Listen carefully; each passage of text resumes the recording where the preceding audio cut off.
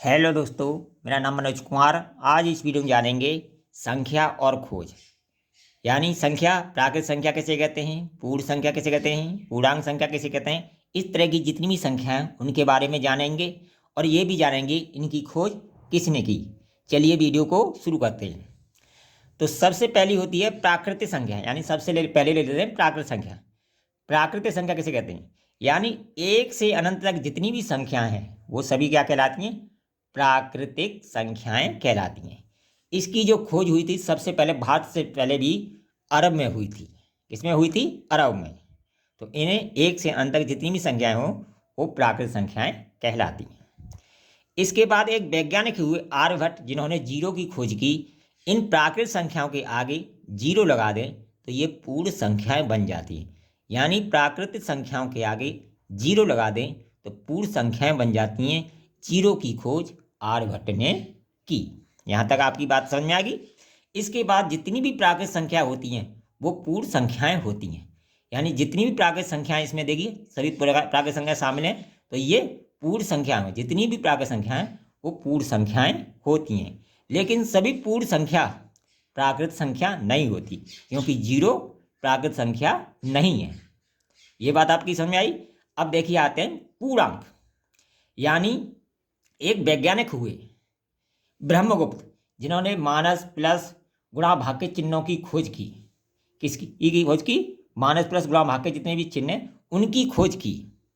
तो इन संख्याओं के आगे एक तरफ माइनस यानी बीच में जीरो ले लें, एक तरफ प्लस एक तरफ माइनस ले लें, तो ऐसी संख्याओं को हम कहते हैं पूर्णांक संख्याएं। यानी जिसमें प्लस माइनस दोनों तरह की संख्याएं शामिल हों उनको क्या कहते हैं, हम पूर्णांक संख्या कहते हैं।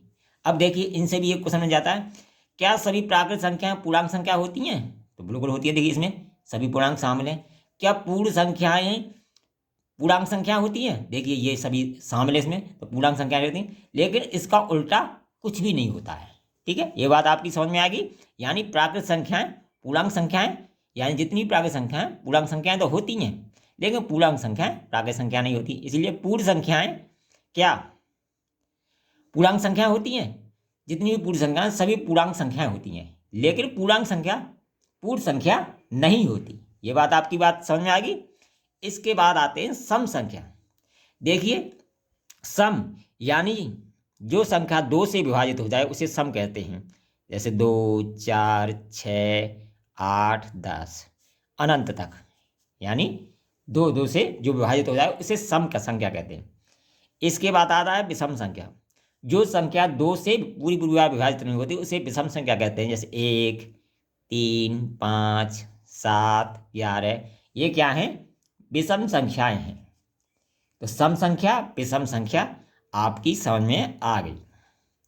ठीक है, इसके बाद आता है परमेय संख्या। परमेय संख्या, ठीक है, परमेय संख्या जो संख्या P/Q के रूप में P/Q के रूप में लिखी जा सके, जहां Q बराबर असमान जीरो हो, यानी Q का मान जीरो ना हो, वो सभी संख्या क्या कहलाती हैं, परमेय संख्या कहलाती हैं। जैसे 1/2, 2/3, ये क्या है, सभी परमेय संख्याएं हैं। जो भिन्न के रूप में होती हैं वो सभी परमेय संख्याएं होती हैं। अब देखिए अपरमेय संख्याएं क्या होती हैं, जो P/Q के रूप में ना लिखी जा सकें। जैसे √3, √5, यानी जिसका निश्चित मान ना हो, अंडर के अंदर हो, उनको हम क्या कहते हैं, अपरमेय संख्याएं कहते हैं। ठीक है, इसके बाद आती हैं भाज्य संख्याएं। भाज्य संख्याएं यानी भाज्य संख्या जिनमें भाज्य संख्या वो होती हैं, यानी एक और स्वयं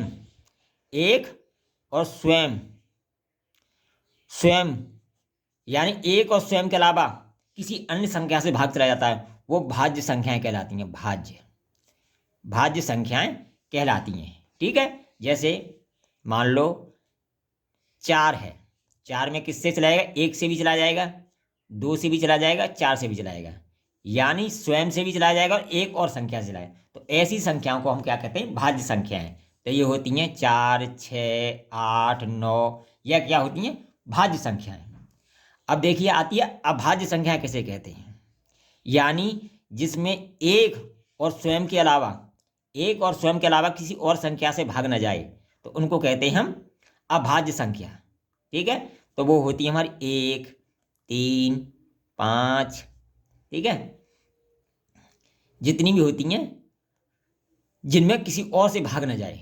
ठीक है, तो 5, 7, 11, 17, 23 ये क्या हैं? अभाज्य संख्याएं।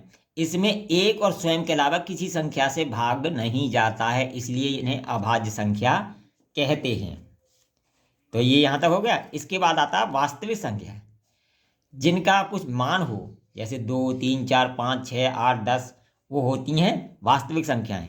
लेकिन अवास्तविक संख्या जिनकी कोई वैल्यू ना हो, जैसे √-3 या √-5, ये इनकी कोई वैल्यू नहीं है, इसलिए इन्हें अवास्तविक संख्या कहा जाता है। अगर वीडियो पसंद आए तो कमेंट करें, लाइक करें, शेयर करें।